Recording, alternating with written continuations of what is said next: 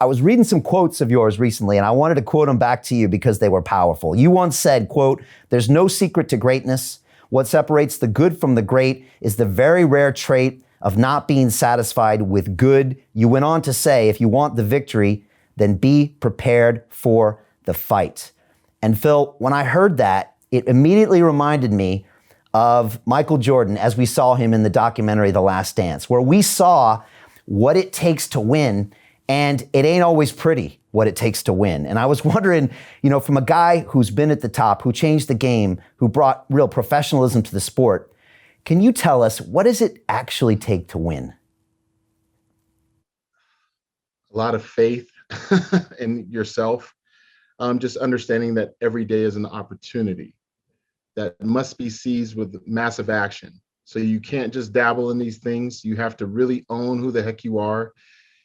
But to be honest, you truly have to figure out what your current habits are. Because I think a lot of people talk about their goals, but they're not assessing their current habits, because those same habits are going to yield either positive or negative results. So for me, it was always okay, when I won my first amateur competition, I'm thinking, okay, what were my current habits? Although I won, how can I improve on that? And over the course of a 15 plus year career, I was able to garner 7 Olympia titles. But overall, it was more about taking each moment, each day, and breaking things down even to the minute of why I do what I do, and understanding that if some things don't work, I actually have the answer as to how to pivot. But when we always talk about pivoting, sometimes we pivot into a negative direction because we're just trying to avoid what's really in front of us, which is the hard work.